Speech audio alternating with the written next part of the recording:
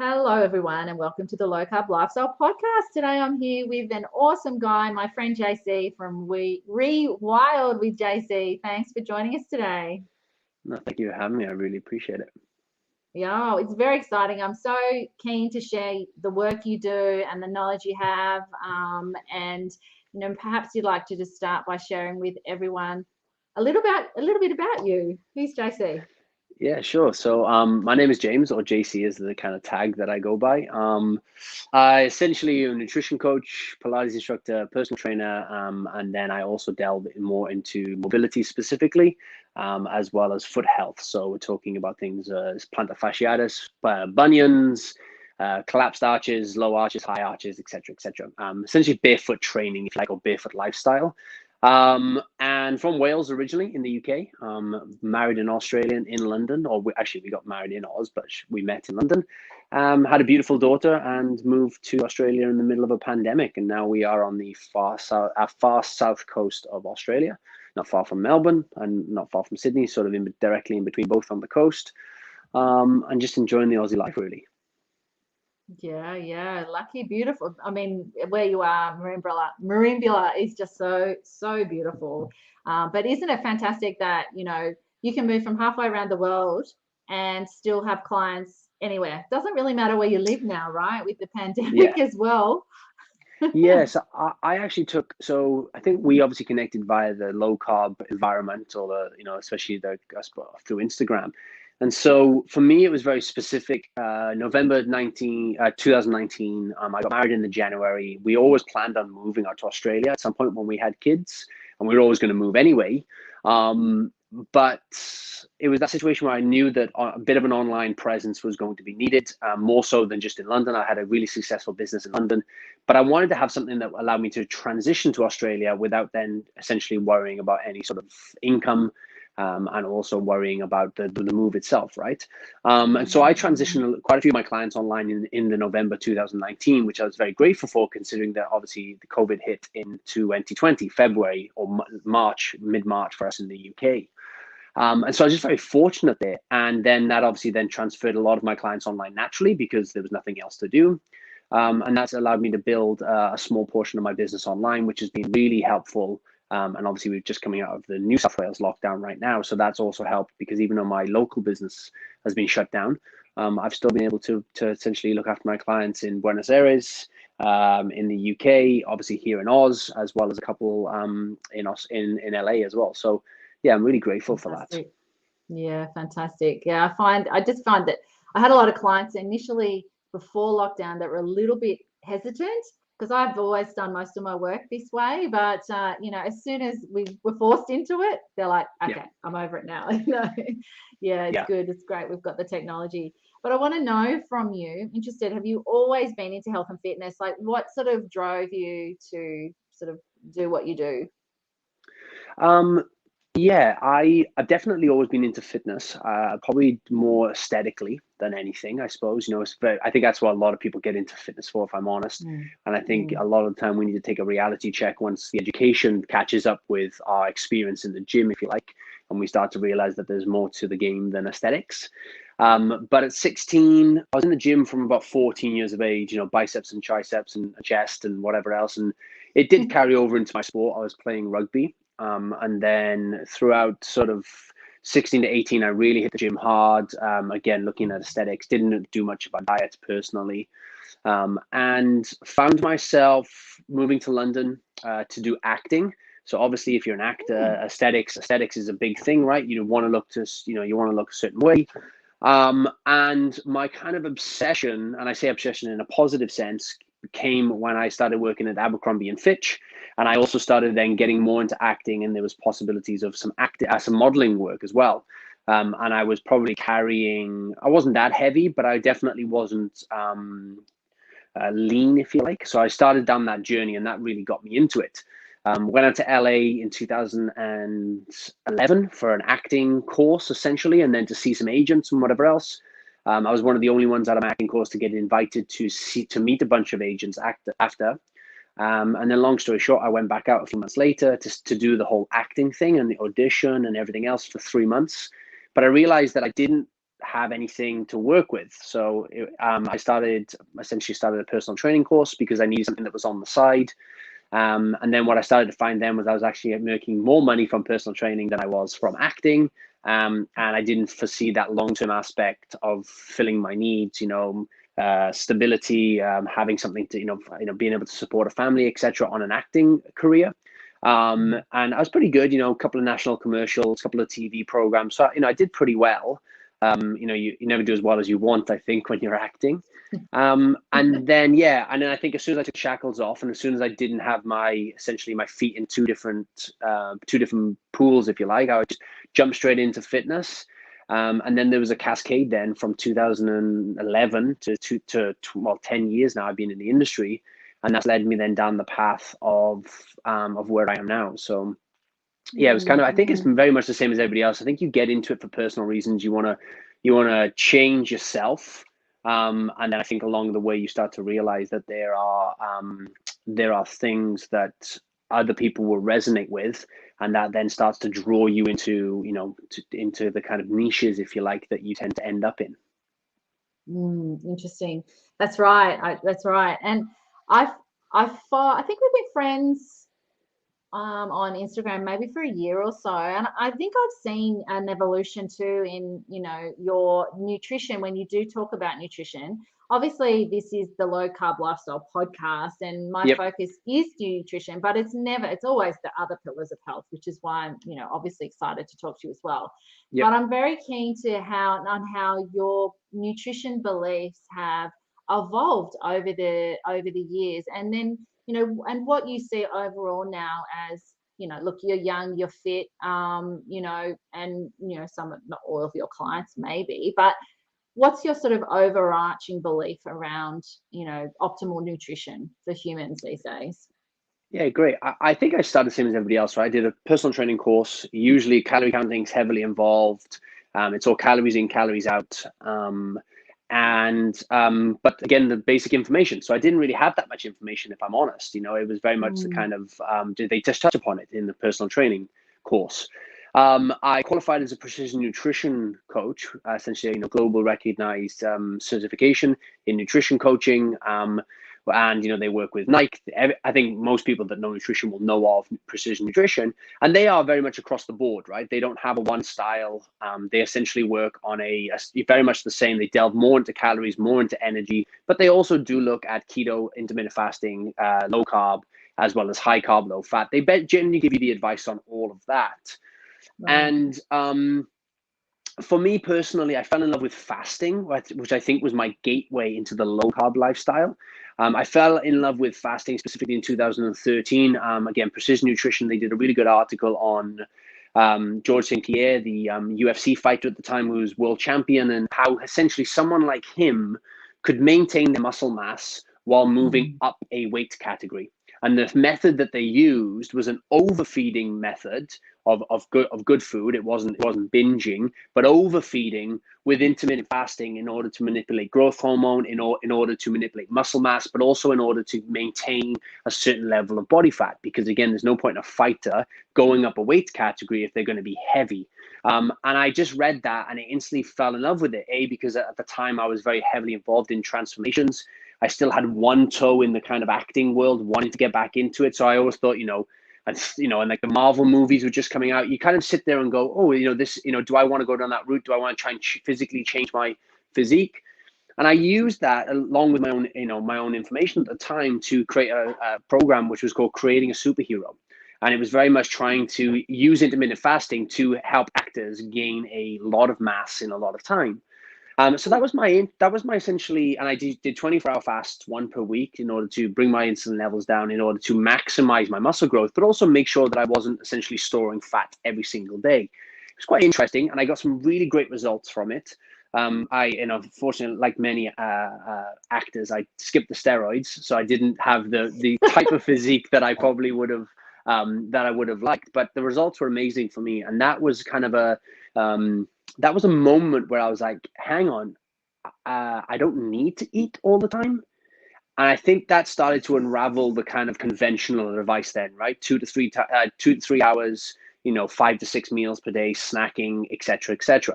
So that led me down that path. And then when I stopped that program, I really enjoyed fasting. So that I then started doing more of the lean gains, or 16-8, or 14-10. And then naturally, I just started to find that when I was eating a higher carbohydrate intake and fasting, I just didn't feel that great. And then obviously it doesn't take that long to start to realize that those in the fasting world are also in the low carb world, and those in the low carb world are also. So it just kind of led me down that path, and I realized, and I changed up my diet quite dramatically. And I'd already played around with cutting out carbs, right, when I was 18, 19, trying to get ready for certain, like modeling gigs or whatever. So I'd already played around with that, and I already saw the effects of how quickly dropping carbs was. But I was also in that mindset, in the kind of fitness mindset, where people were just saying it's water weight, it's a way to reduce your overall weight, but it affect your metabolism, all the kind of old stuff that we know is just absolute BS. And I never really thought much about it. And so I combined both of my experiences of dropping carbohydrates, essentially going original Atkins, actually. That's what I used a lot of the time to get into the shape that I want. It'd probably be deemed more carnivore now, because that term wasn't really around then. It was kind of a mixture of as much meat as I possibly could handle, as well as essentially some vegetables and some eggs, right? Again, I think the terminology's kind of changed ever so slightly now. Carnivores are such a big term, but it wasn't around then. And so I combined both of those, and I started on a low carb lifestyle, and I just naturally stayed lean, and naturally with that and fasting and everything else. And I was always getting great results. Even when I was essentially eating too much, even though it was, more meat and more whatever else, I never seemed to get out of shape. I may gain a little bit of weight, but it was never enough for me to sit there and go, this doesn't work. And I suppose anecdotally, I sat there and go, well, actually, there's a lot to this. And then, I don't know if you noticed this, but probably around 2015, intermittent fasting blew up, low carb community blew up. And then we started to realize that not only it wasn't essentially anecdotal, there was a lot of us out there that had very similar results. And again, I know it's N1, but as I try to describe it a lot of the time, when you've got N1 times a million, there's a little bit more to it. There's a little bit more to it than simply just, I did this once, in order to get in shape. And then my nutrition's evolved since then. I did a post a couple of weeks ago about me essentially gaining some weight. And it's not that I've been eating unhealthy from in a sense of a processed diet, but I'm actually just eating more carbohydrates than I would have liked, and less protein that I would have liked. More oats for breakfast instead of eggs type scenario. And that just didn't sit well with me. Lockdown, or? It's because it's a little bit of both, but I think it's also the fact that we've moved out here. We stayed with my in-laws. They eat much differently to what I do. The items in the kitchen are much different. We just moved over. I sat in the car for 600 Ks a week for the first let's say 5 months. For the first 5 months, I was doing, nearly 24,000 kilometers a week. So I wasn't walking as much. And I was just eating essentially what would be classified as a whole food, but more traditional diet. So a higher carbohydrate intake, less protein, and fats were there or thereabouts. And, many will say that, you were eating more than you were burning, but actually, having played around with calorie counting and played around with carb counting, if you like, it's not that. It's the fact that, I am susceptible to being heavier. I do have a not insulin resistant, I would say, but I definitely have the incline to become insulin resistant pretty quickly. It goes around my midriff, the love handles come in pretty quickly. Everything else stays pretty lean for longer. And so, it was just a combination of that. And it was all, we've got a 13-month-old, so my sleep hasn't been that great. And we can talk about the evolution of, kind of everything that I've done that's, as in not just nutrition or movement, and how I then essentially ended up here. But, sleep was a huge component of the past 5 years that I've been studying, right? And we know that sleep deprivation affects the ability to uptake glucose. We know that it essentially impairs the insulin response. We know for the fact that it increases hunger. So it's the sense I'm sitting there going, like, I kind of know why I gained weight. And whether you want to argue it's calories in versus calories out, or in my opinion, it's too many carbs in and not enough protein. Ideally, I know what was going on, and I changed that now over the past 4 weeks, 5 weeks, because I've got a few projects going on, and I've regained that motivation and that ability. And I'm down sort of like 3 kilos, and my body fat's come down nicely, and I've regained a lot of the muscle that I had. So, again, N1, right? But it works for me, and it works for quite a few others. So Yeah, my I was opinion's just never really gonna. changed. Go on, sorry. Sorry, no, no, no, no. You go. Sorry.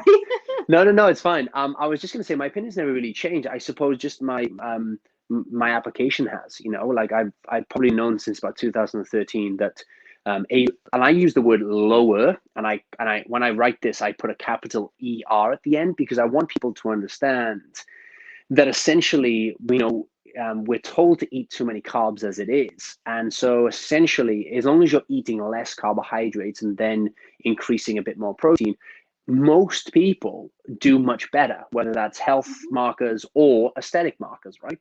Yep. And so I'm very keen, and that hasn't changed. My emphasis has always been to watch the carbs and maximize the protein. Because essentially, when you maximize the protein, especially from an animal base, fats naturally get to a good level anyway, right? Meat, eggs, dairy. So I don't really essentially fat count, but I do manage carbs. I stick to potatoes and sweet potatoes. If my wife's going to make rice with a curry, a homemade curry, then I'll just skip all the carbs throughout the rest of the day. So my overall day is very low carb, but I still eat rice and whatever else. And as I said, as long as I combine that with exercise, then my body responds the way it should. So I've always, Mm. so 8 years I've been an advocate for a lower carbohydrate diet. I tried keto, I enjoyed it, but pricking my finger all the time became like the scale for me. And I didn't enjoy that aspect of it. I didn't enjoy it very much like when I was weighing myself, when I was calorie counting. I wouldn't say it triggered me. I think that's the wrong term. But it definitely didn't sit well with me. So what I noticed was that if I carb counted or carb counted per meal, as in, hey, I'm going to have carbs at this meal, I'm going to not have carbs at my breakfast or whatever it was, and then fast for roughly 12 to 15 hours per day, results came naturally for me, and I didn't have to worry about pricking my finger or stepping on scale. Yeah, yeah. Well, that's interesting because, like I help people sort of get into their version of low carb, whether that's carnivore, keto, or lower carb. And, I think there's a lot of potential rules around things, but we don't do any of that. Like, I don't, I believe you can know you're in ketosis and fat adapted without having to sort of do the finger pricks and stuff like that. But Yeah. it's essentially what I think that is people really need to understand about that hormone insulin is when it's working properly for you, you tap into the signals that our body naturally has around Yeah. hunger and fullness. And I love how you said, you just can kind of, tweak things when you need to because you've got that, you can listen. I think Yep. when when we are insulin resistant, and I got there, I was 40 when I was saying personal trainer 6 times a day, too high in carbs. I didn't eat crap. I ate mostly, oats Yep. and Yeah. stuff Too like many that. oats. Oh, but when you peel all that back and understand the physiology is pretty simple. It's then we layer our own beliefs and our own, agendas and all that stuff on top of it and come out with these dietary guidelines that go against pretty much how our body should work at an optimal level. It kind of doesn't make any sense. But once you experience it and you understand that with that hormone is the king one, and if that's not functioning properly, there's a domino effect across your whole body that it's just got to be addressed, and you address that. It's quite simple, and I think you're right. Lowering carbs, maximizing protein, animal protein gets most people corrected. It's not Yep. that hard, but we are in an environment where we're just bombarded with you know plant-based processed foods, Uber Eats and all this stuff that just makes it harder for people. But it's once you feel it, it's kind of like it's not hard anymore, because why would you want to go back to feeling crap all the time and tired all the time and And everything's hard from there? Yeah. yeah, so and again, talking a little bit more on my journey with nutrition as a coach, I actually stopped advertising myself as a nutrition coach probably about a year ago, right? Specifically, or I say a year ago, probably just before we moved to Oz, because I wanted to move back into that, and I'm as honest as they come. Once we get out of lockdown and everything rolls up, I'm going to go catch my own animals. I'm going to learn how to kill, learn how to butcher, because that's an experience that I think everybody should be able to. And I say to people, and we talk about this a lot, and I think it just became polarizing for me. I admire individuals like yourself who are nutrition based, right? For me, nutrition was a small component of my overall coaching, if you like. And, and so for me, I found that and again, having kind of maybe a great following in a sense that it was an engaging audience and people would naturally want to have conversations. I found that the nutritional stuff that I put up, specifically meat-based, became the most polarizing, became individuals wanting to try and catch me out, to try and essentially tell me how I'm either affecting my health, affecting my client's health, or affecting the planet.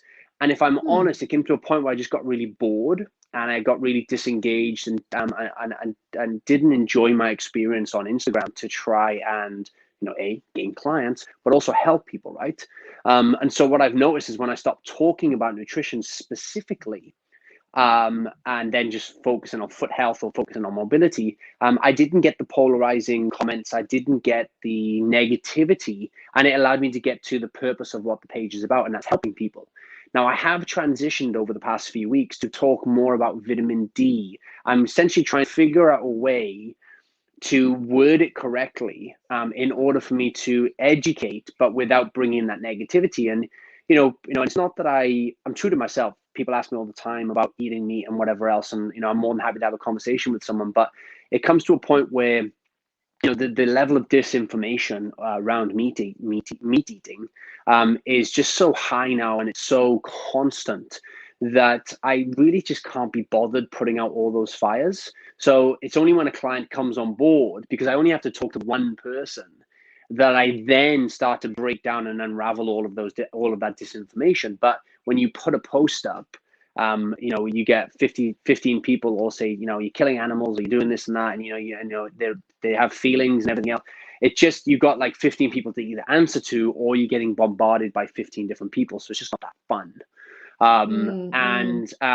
Because it wasn't my whole coaching system, like I wasn't just a nutrition coach.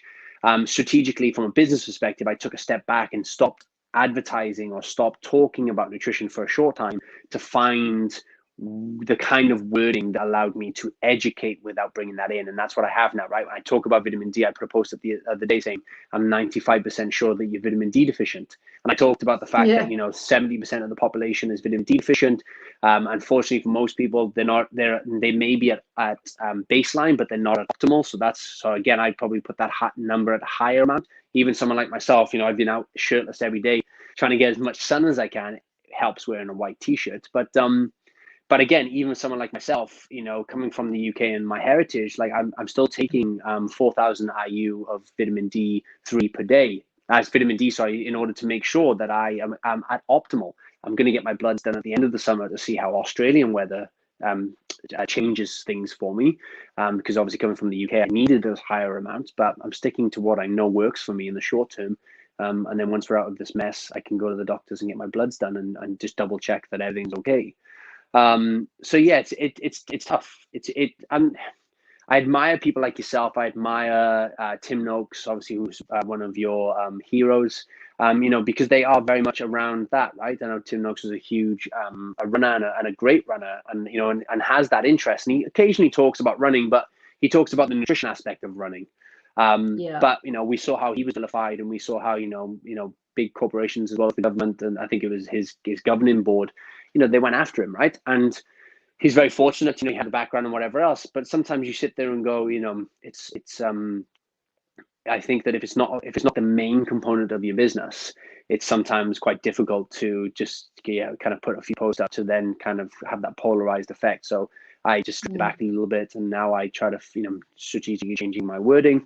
But I talk more about feet and bunions, and I talk more about plantar fasciitis and hip issues and lower back issues, and nobody gets angry at me. So that's nice. But you've got to do that, right? You do have to do that. You've got to align with what works for you and what your business is. And I think that's really, really smart. I mean, we can't change the world. We can only work with what within our capacity, of what we've got to share. And it's interesting, I'm doing a whole, what I call a year of abundance now. I'm talking about people's journey within to heal, because that in my experience has been a really big part of my healing and my clients, and I'm changing tact today, and I'm actually going to start talking about nutrition and talking about but talking about it from a perspective of, let's look at the physiology. Let's not worry about, but let's just look at, for example, there are some essential components for our brain that are only found in animal foods. So let's just look at that. What is that? Why is that? And I don't generally get, I don't know, I don't find people, I don't think, maybe I'm too nice. People think I'm too nice, they don't attack me, but I don't find that I get that. But at the same time, I've got clarity on what my purpose is, and that's what we've got to do, when we're in business. I think that's great that you've done that. So I'd love then to talk about the rewilding side and the mobility, and your passion around that, and how you do then help people sort of fix those issues. Yeah, so so my wife and I, my daughter was born August 10th last year. Born in London in the middle of a pandemic. So we just decided that, look, the experience wasn't that great for my wife, unfortunately. Healthcare was put on hold and whatever else. Everything was good. Daphne and my daughter, no problems, no issues, nothing. Good. Let's screw this. Let's just get it ours. Let's just suck it up. Let's go early, because we were going to go later, actually going to go come this year. And we just thought, because it's much better life there, and if we're going to move anyway, we might as well do it now, right? So we picked up and left. And then in the middle of quarantine, so we were quarantined in Darwin, up in the Howard Springs facility there, which was an amazing experience, actually, especially being in Darwin. We spent a few days after quarantine, and I really enjoyed it. There was just an element for me, Tracey, if I'm honest, where my wife and we sat down, and I just said to her, I was like, look, I want to rebrand. It was Nutri-Train before, nutrition and training, right? And I just said, look, I really want to, because I'm moving to a country that is more outdoors, that is more susceptible to hunting, kind of environment, right? It's very niche in the UK, if I'm honest, because of land mass. We just don't have that type of, kind of facilities or ability. But here, people fish, people, they live by farms and whatever else. We were moving to rural Australia. So, we were always going to be surrounded by sheep, cows, and whatever else. And so I just said, oh, well, look, do you know what? I personally believe that a meat-based diet or an animal-based diet is key for longevity, for health. And so we're moving to this area. We're moving to Australia, where I want to learn to fish. I want to learn to all these things. I think I need to rebrand. I want to go down that aspect of, how do you take a city guy and put him into the wild, right? Someone who's not from this place, not from this country. And it just, a bit of marketing, a bit of PR, but also just kind of a different direction that we wanted to take the business. And so I rebranded to Rewild with JC. And the idea is that, rewilding in a modern era, if you like. So I'm not going to go, I am barefoot 90% of the time. So I'm coastal living. So again, it's a little bit easier. So all of these things played into that factor. And, same way as I've addressed other issues throughout the years, I started to notice that there was this kind of barefoot movement, that there was this foot health specific niche, if you like, in terms of helping people. But also what I found was that there wasn't anybody trying to help people with their feet from a mobility perspective. Every mobility assessment that I've learned, every mobility assessment that I've watched, every mobility assessments that I've read about stops at the ankles for some reason. And I just thought, again, from a business perspective, as well as an interest, I thought, you know what, I've been helping clients with plantar fasciitis. I've been rolling out my feet for all these years. Holy moly, I think there's something to this, because not only from an interest point of view, but also a result. My clients got results. We got rid of plantar fasciitis pretty quickly, but no one else was trying to help people. And so all these things start to accumulate, in 2 weeks in quarantine with nothing to do but think, and also look after Daphne. You got a lot of time to really analyze what's going on, and we kind of come up with this rebranding. And the idea was to essentially re-educate myself on more of a natural type living, but I wanted to make sure that it was very much done in a modern way. As I said, I'm not looking to go and live in the bush by myself. I'm not looking to go and live off the grid. That's not me. And there are people that do that very well, but that's just not me. So what I wanted to find was, how do you take a city guy moving to the rural country or rural Australia, where there's, 107 things that can kill me on any given day, whether I'm on land or I'm in the ocean. And how do I use that to not only educate myself, because I'm going to need to if I'm going to live here and bring up a daughter, in this country, but also kind of then use that to re-educate individuals, because, and this, ancestral health is quite a common term now, which it wasn't maybe a few Mm. years ago. And it means different to other people. But for me, it means about trying to combine what our ancestors did effectively with modern day technology and society, right? You know, I get to video with you and educate individuals via video a lot of the time, but in the same time, teach them how to essentially get outside and get natural light and, you know, sync their circadian rhythm and eat more nourishing foods. You know, if it's grown in the ground or it grazes in the field, then it's pretty good for you. And so I've just kind of combined and, you know, all of this. And again, we've only just started the journey. We launched it in January, the rebranding. And I haven't really had the opportunity to seek out a lot of the experiences that I want because of lockdown issues and restrictions. But that's moved into the mobility aspect. Now I'm always barefoot. I'm barefoot now. I actually have my toe spacers on, giving my feet some tender loving care. And the more I noticed that, again, people weren't looking at feet, the more I started looking into that and then working on clients and fixing people's lower back because of arch issues. It started to make me realize that I was on the right track. And so for me, I look at mobility from a joint perspective as well as a fascia perspective. Fascia being the connective tissue, a collagenous connective tissue that wraps the entire body. If you're in Oz, think of it like Glad wrap. If you're in the UK, think of it like cling film. But essentially, it just wraps the whole body. And if we've got tightness in one area, it's usually pulling on another. And I use the example, if I pull my t-shirt down here, you can see how it starts to change the rest of the t-shirt, right? It starts to pull on the neck, it starts to pull on the opposite shoulder. And that's what I started to find was that clients had these essential bundles, or they had these knots or adhesion, scarring, for instance. And they started to create a lot of pulling. And essentially then when we look at tensegrity, which is essentially the best way to describe it is if you look at it when you build a skyscraper, it's got to have enough given it to blow in the wind, but not too much that it blows over. It's got to have a bit of wobble in it so that if there's an earthquake, it doesn't crumble. And that's what the body should have, right? We should have all of this ability to essentially absorb pressure without caving in. But unfortunately for most people is that, you know, if you sit in one hip, you're pushing all that weight down into one hip, which essentially is causing issues in other parts of the body. And just years of this kind of research and, you know, I put it down to the low carb and the fasting community is that I started thinking differently to everybody else because I realized that the conventional way of doing things wasn't getting the job done. And then, so I've collectively put those together. And the reason being is that we know that mobility is the range of motion in and around the joint.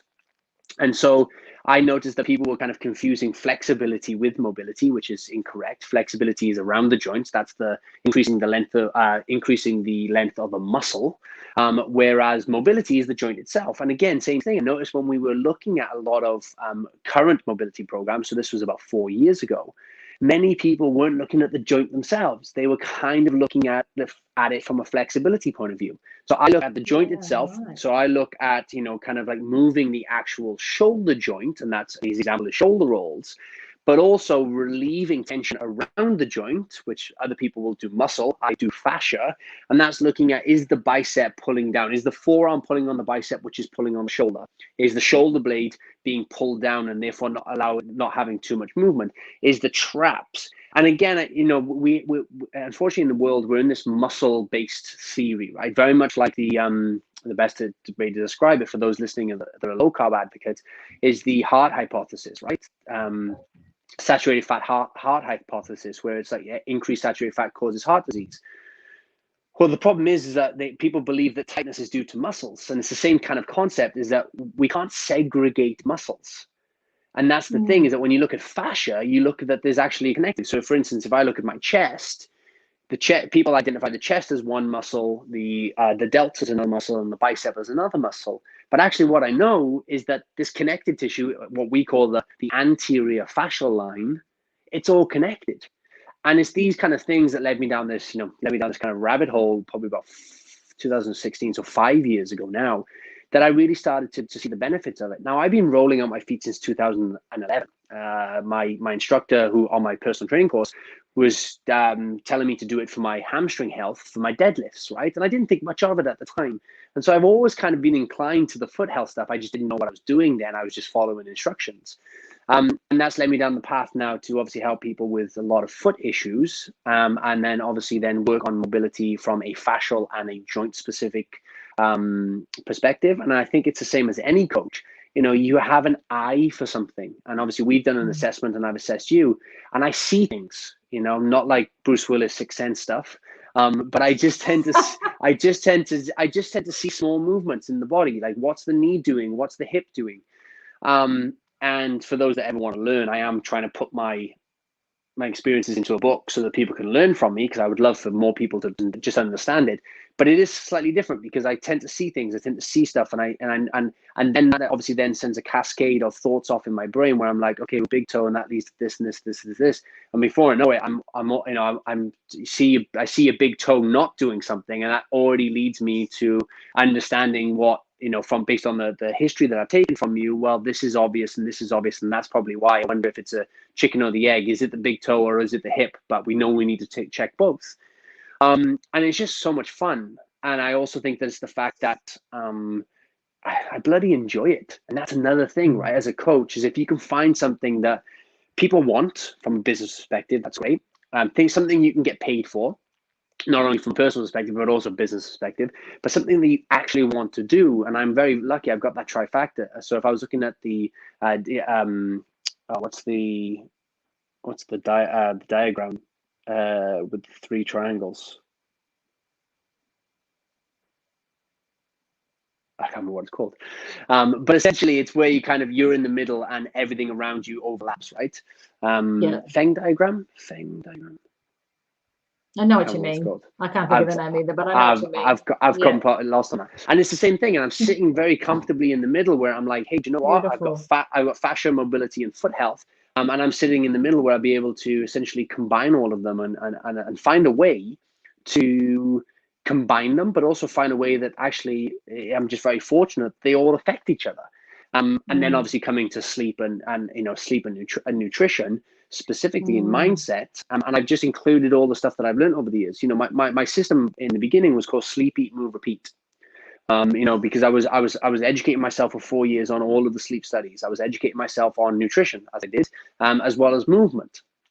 And that's just been rebranded. So we now have reset, we have rebuild, we have retrain, and we have recover. And the whole purpose behind that is essentially just now, again, as I said, to choose my wordings correctly, I now use terminology to help people understand nutrition from a mobility perspective. So for instance, instead of saying, hey, decrease your sugar to increase fat loss, which sometimes becomes polarizing to some, I now say, hey, decrease your sugar intake to decrease inflammation, and no one has a go at me. Everyone's like, yeah, I want to decrease my inflammation. So the information is still the same, Tracey. I've just found another way to essentially educate people and make it maybe more specific to the one thing that people kind of know me for. And now I still do the same stuff. I still do low sugar. I still do low carb. I still do high amounts of protein because, again, what's the best source of collagen, right? So it's like, and again, when I'm talking about a collagenous type tissue, well, I'm not going to be asking to eat lentils and beans. So it's quite interesting because I suppose I've been very fortunate that I've been on the right side of the tracks, if you like, but I just found a different way to talk about it. I talk about vitamin D absorption. And again, I'm looking at the joint, right? The joint is a bone. So there's obviously the ligaments and everything else, but there's also, it's a bone there. So when I'm looking at vitamin D, instead of just talking about vitamin D now, I talk more specifically about bone health. And that draws the person in because I'm talking about calcium. What's calcium? Dairy. No one has a go at me when I talk about dairy for calcium and bone health. But if I talked about calcium and dairy, if I talked about dairy and fat loss, people were kind of like, the cows. And so it's the same information. I've just been able to repackage it and again, make it maybe more specific to what people are on my page for. And again, still the same information, but it transfers much more efficiently, if you like. I love it. You're so clever. I love it that you've done that. And I think you will reach so many more people doing it that way. I just want to put in there that you did an assessment for me. So I came to you because I started running again and got really sore hip and glute to the point where I'm actually still not back. I've stopped my running and I'm going back to weights, but it even hurts when I strength train now. So I definitely will be looking forward to learning from you and recommend you to everybody. But I want to know Thank you. specifically from your point of view, Yep. how do you know if you've got a mobility issue? I mean, who would recommend? I mean, who would really recommend working with you? Who would you recommend? Yeah. Again, cliche, but I suppose everyone, and let me explain Yeah. why. So I moved here, right? And same thing, you know, I'm very business minded, I'm very strategic, and I'm also a kind of very kind of I know I've been living in London for 10 years. I'm on a pace that's, you know, that's London, right? Whether, you know, and so it's up there. And so I explain to people is that when I arrived, no one was doing mobility. I'm a Pilates instructor, but I'm also qualified in pre and postnatal, right? And I did that with a lovely woman down in online with a lovely woman down in Melbourne, actually. So it's it's an Australian accreditation. So I did that before I moved, so that if anything went wrong and I couldn't get insured this side of the world because of transferring of qualifications, I knew that I had a qualification that was Oz based. So I'm always thinking like that. And, you know, and I'm very much about the sense of, like, you know, being a heterosexual male teaching pre and postnatal Pilates is very rare. So again, that was a business strategy that I took, right? And when I moved to the region, no one was teaching mobility. Mobility, when I typed it in Google, there was a mobility center which sold mobility scooters, crutches, and everything else. Exactly. And so for me, it was very much about trying to identify that. Now, who should work with me or who should contact me? Well, everyone. And the reason I say this is because the way I see things and the way that I tend to analyze things is that life, modern day, and I call them societal deficiencies, is that society has driven us to essentially create deficiencies. You talk nutrition, I do talk a little bit nutrition, but I'm talking about deficiencies that have essentially led us to mobility issues. Sitting is a perfect example. We talked about your footwear type, the footwear that you were wearing for your running. So society has driven us to believe that cushioned shoes are the way that we should be living, right? So that's then changed people's gait cycles. So they're heel striking much more aggressively, which means they have tighter calves, tighter hamstrings. They also have more pressure on the knee. We also know then that contributes to hip problems. We also know that people sit too much. We know that people drive too much. We know that people eat pretty badly. So therefore they have general higher levels of inflammation, right? But the problem is that they're used to it by now, so they think it's normal. So essentially what I say to people is, and assessments are free. And I speak to these people, you know, you go to my website and you can just find in the more page, you drop it down and it says book a free assessment. Fill out the form, let me know, and I'll get in contact and get that on. Because for me, I say everybody because I want some data. I want to work with as many people as I can so that I can put my theories to the test more. I want to stress them more to make sure that they are as good as I think they are, but also that I am essentially challenging myself often enough so that I can help more people. But there are some people that come to me and I'm like, hey, I'm going to film a video for you like I did with you, and I'm going to do this in the next 3 weeks. This should fix it, because I don't think you need to pay me for 10 or 15 sessions. Because I think you could do this yourself. Now, there are some people who want to work with me, and that's awesome. But ultimately, my main aim is to help as many people as I can. And so there are some people that come to me and I'm like, hey, I don't think you need to work with me. And I'm as honest as that. But I will give them stuff to do, because there's two reasons. From a business perspective, more than likely they'll come back in 3 weeks being like, that was amazing, it's fixed things. Oh, I now want to work on this, and that gives me more business. But the second thing, they're more than likely to promote me to their friends, and that helps me help more people. Excuse me. And so for me, I'm always trying to think of that, right? What's my moral duty? And that's to help as many people with the information that I have. But I also have a duty to my family, and that's to provide. So I want to make sure that my business is successful and that's profitable. And so I've got a beautiful young daughter. I'm hoping going to have another kid at some point. So, I want to make sure that they have a proper life, and I want to leave a legacy for them, not only in the work that I did, but, life's pretty hard, and we know that they're probably going to be paying off this pandemic for all of their life. So I want to make sure that she's financially stable. And so I'm very honest about this with people. And I say, look, I'm just very fortunate that I get paid to do what I love. But that doesn't mean that I'm always trying to get paid, because ultimately what I love essentially allows me to get paid anyway. So it's like, it's that if I do what I keep doing, then money does come to me. And so I'm very grateful for that. So I would recommend everybody, because we all sit into one hip. We all sit too much. We all stand in one leg. I'm standing right now because I've been sitting doing Excel spreadsheet stuff all morning. So I wanted to stand a little bit. We've got running issues. We've got injuries. We've got, I spent a lot of time assessing women.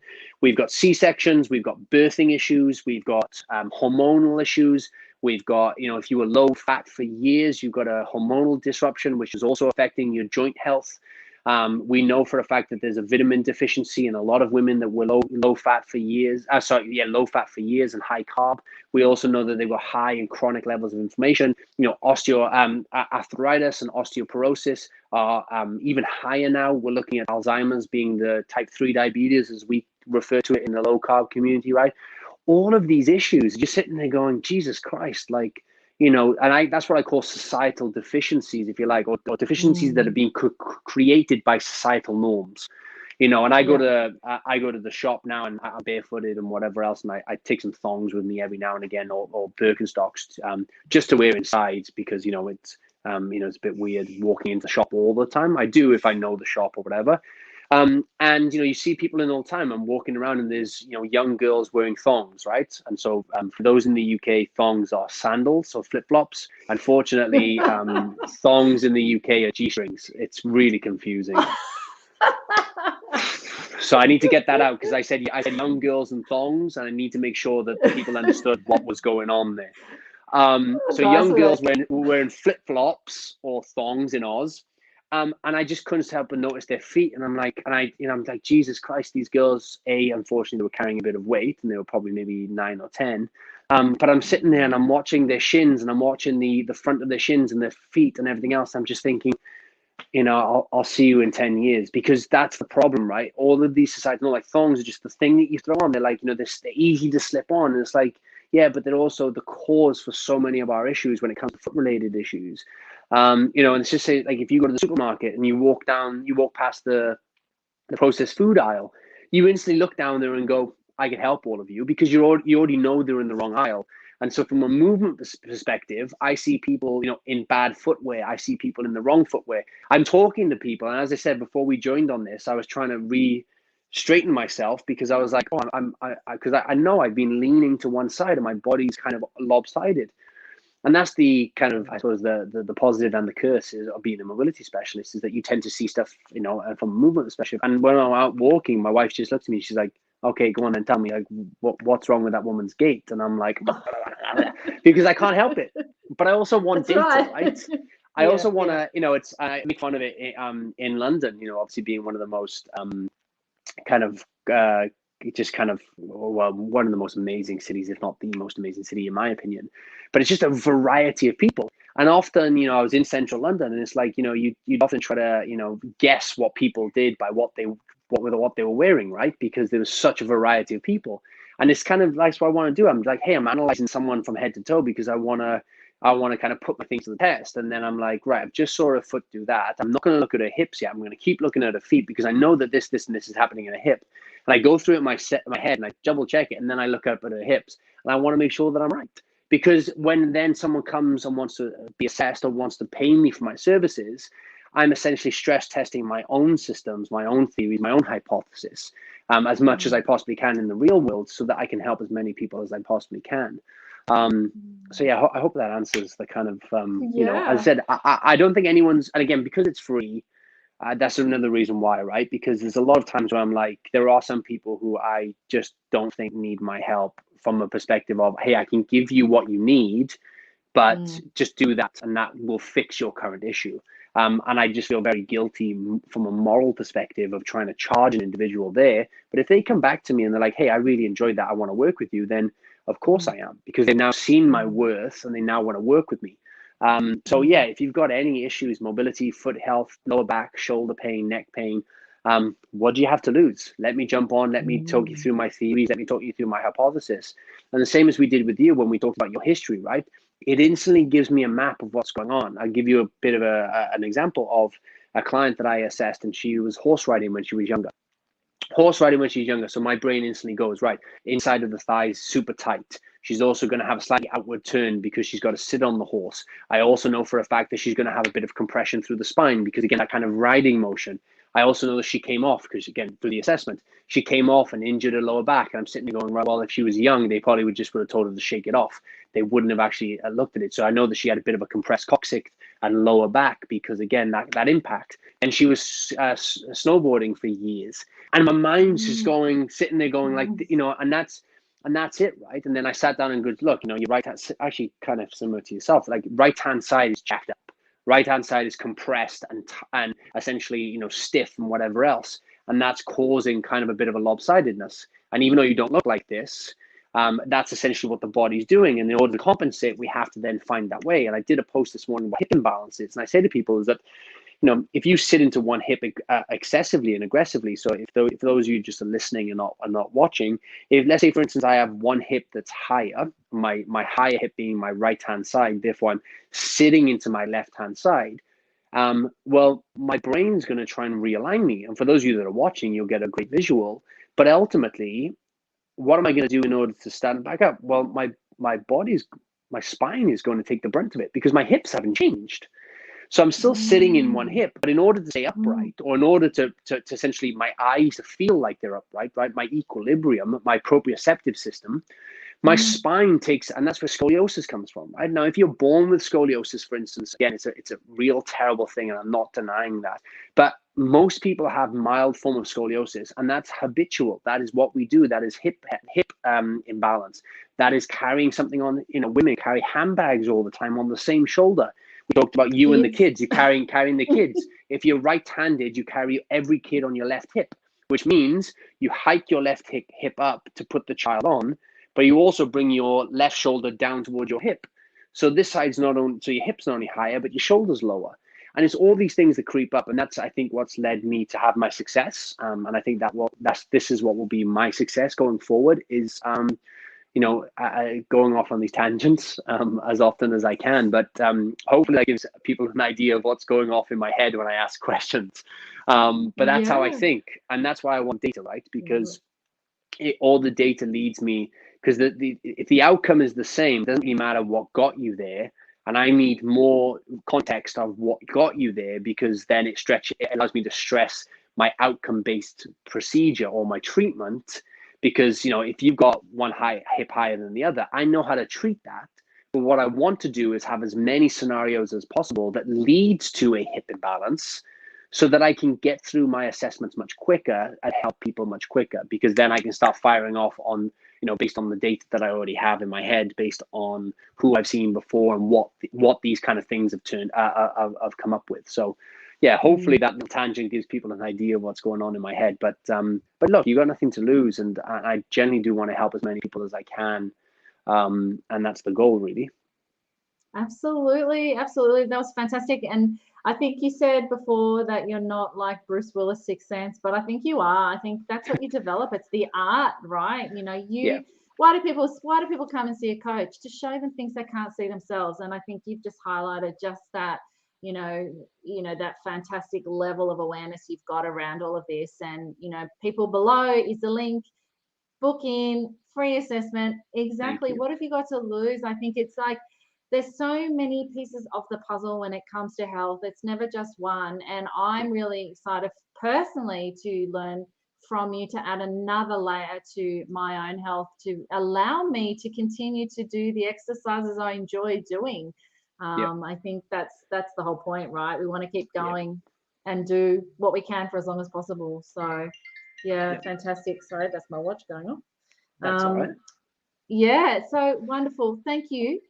No, thank you guys. You know, and that's it. I think team effort, right? You know, and for those, I'm assuming that most that are listening to this are in the low carb community, because obviously that's what you do very well. And the low carb long weekend was amazing, and that's where obviously our first introduction of this was really put to place. We've been talking before that, and that was amazing. So again, I think on behalf of everyone that's in the low carb community, I would also like to thank you for that, because I think that. Bringing all of those minds together, and also bringing, you know, I know Low Carb Down Under is also doing a great job. Low Carb USA. There's a lot of people out there trying to get the bright minds into the same room, because ultimately we know for a fact that, unfortunately, we are educating as many people as we can, but we're not going to be able to serve as many people as if we had government change, right? So that's another thing that we need to fight. And ultimately, we can't do it by ourselves. You know, I talk about mobility, you talk about women's health specifically, and that encompasses all of nutrition as well as hormones, right? And it's the same thing. If we get us all in the room, Jesus Christ, we can do some real good for people. Because ultimately, it's never one thing. And this is something that I work with an osteo. I refer to physios every now and again, because, you know, I see something and I write all these notes out and I'm like, hey, this is what I'm seeing, this is what I think, this is what I do, and I give it to them because I want the physio to be as informed as possible, or the osteo to be informed as possible. But then I want to chat with them because A, I want to check that if I was any good, you know, as in like, did I get that right?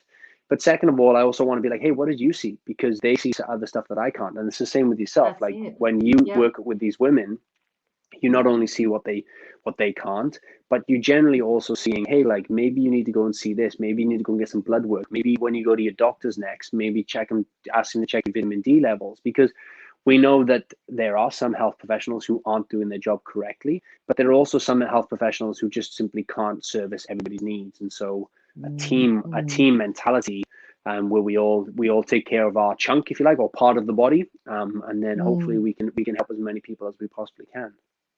Yeah, absolutely, absolutely. Well, welcome to the low carb lifestyle world. They're gonna love you. I hope you get inundated with people booking in. Certainly, you won't regret it. People booking with JC and do an Yeah. assessment and see where it takes you. Thank you so much for your time today. Really thrilled to chat to you and hear about your amazing work. So, yeah, thanks heaps, JC.